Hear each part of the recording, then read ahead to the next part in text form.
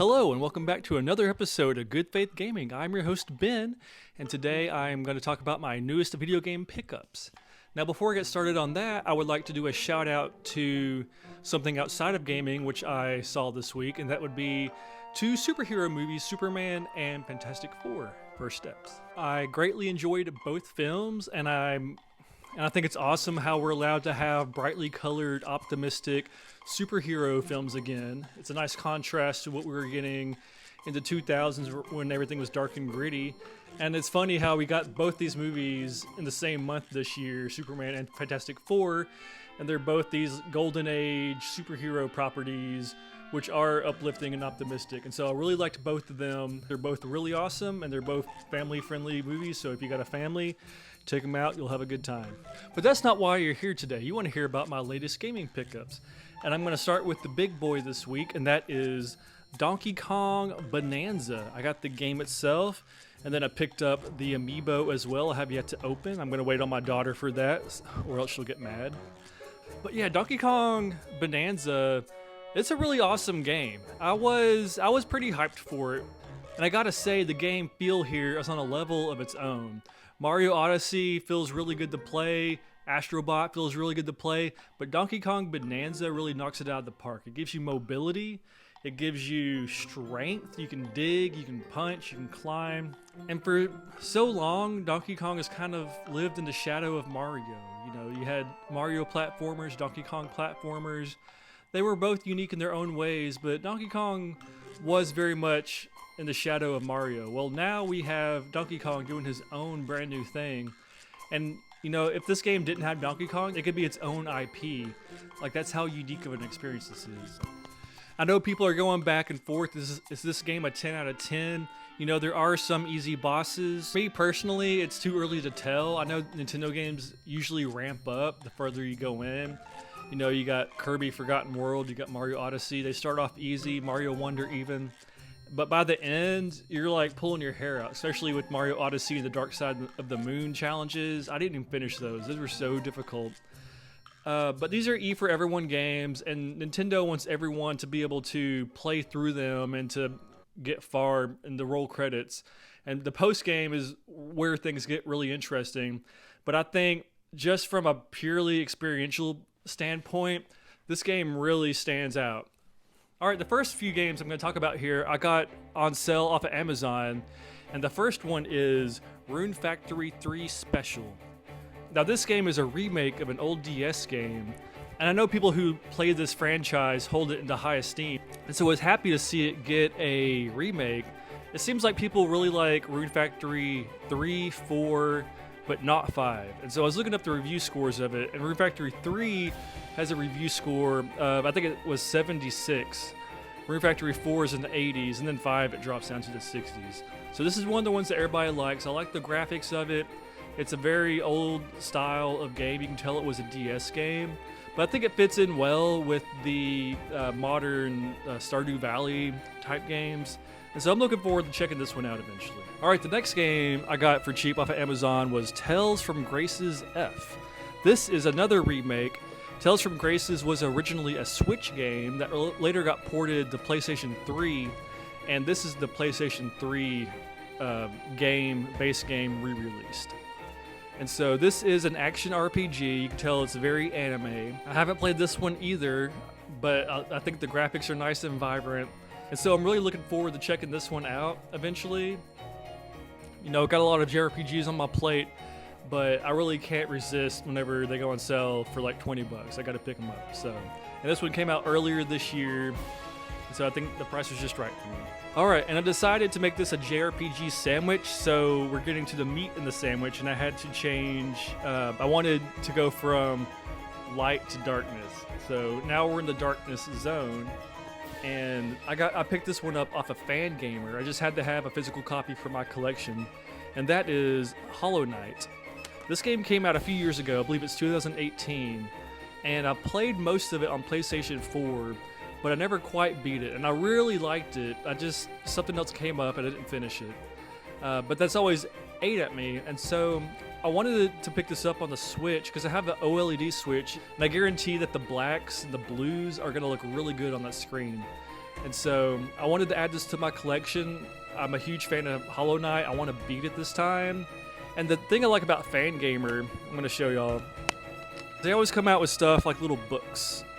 And this one also comes with a map. And so they kind of give you a reason to pick up physical games. Oh, and look, also inside it has a cool inner part too. So Fangamer, they're up there with Limited Run in my opinion. They're always doing really good, boutique print runs of these games. And Hollow Knight you can just pick up on their website. It's not a limited thing or nothing. All right, and the last of the dark meat in this sandwich is Legacy of Kain Soul Reaver 1 and 2. Now this game I do have a history with. I played Soul Reaver 1 back on the original PlayStation in the 90s, and I liked it, but I didn't love it. It was very much Crystal Dynamics' attempt to do a Zelda game, and I think it succeeded in a lot of ways, but I got stuck in this game. I think I owned it, and I remember getting stuck about halfway through the game, and there's nothing I could do to get unstuck. And so I didn't ever beat it, so I never checked out the sequel because of that. And so that's something that I've always wanted to go back and finish. This is a remake by Aspyr. I'm not super familiar with their work. I'm wondering if Aspyr did the Tomb Raider 1 and 2 collection now that I'm sitting here thinking about it. This game retains a lot of its PlayStation 1 charm, and so I like that. I'm glad it's not a full remaster like Final Fantasy VII Remake. And so maybe closer to Halloween, I'll check this out. It kind of will set the mood for that season of the year. Okay, and now we're back to the outside of the sandwich. And if you stick around after these next two games, I got some other cool stuff to show you, amiibo related. So the next game is Fantasy Life I, The Girl Who Steals Time. But this was a Play Asia import. If you see the back, it's all in Japanese here. They did not do an American physical release, which is a shame. But this is Level 5's newest game. It's kind of their big comeback story in a lot of ways. This was a 3DS game that got ported to the Switch, and it's starting to find its audience. I think it's sold over 1 million copies at this point, maybe closer to 2 million. A lot of people compare this game to Animal Crossing, which, if you look at the perspective, it certainly looks the same. There is like the interior design stuff, and you can rearrange your village and all that.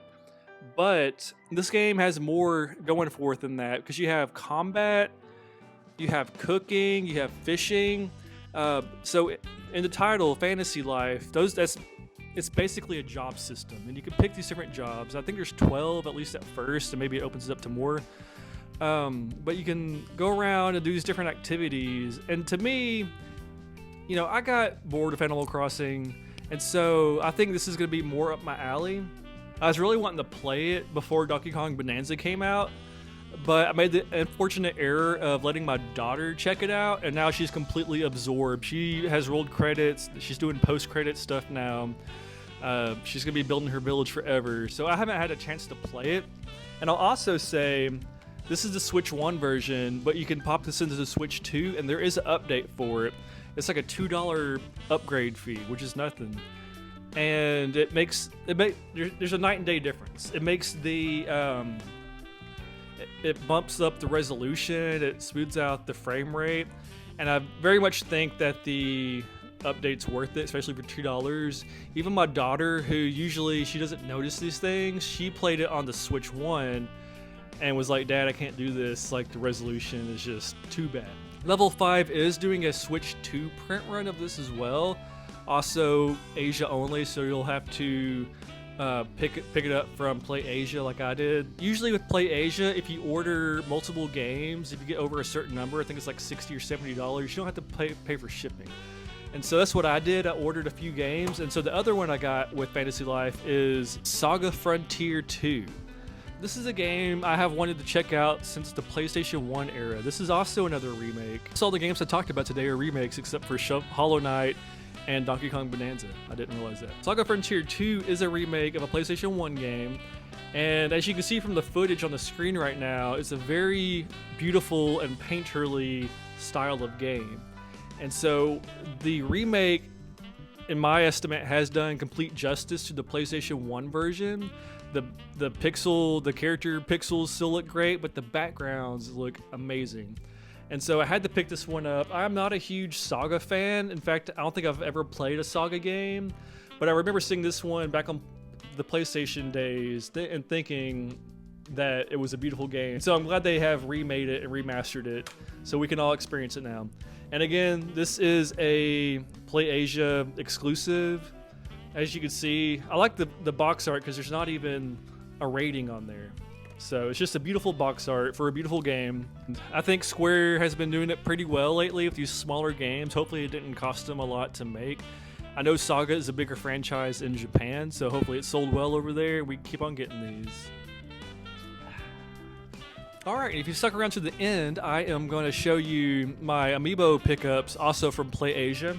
I did not feel like paying the new American prices, which they all went up $10. These were originally supposed to be $20. For reasons unknown to me. It could be tariffs, it could be just inflation. Nintendo hasn't really said, but now they're $30.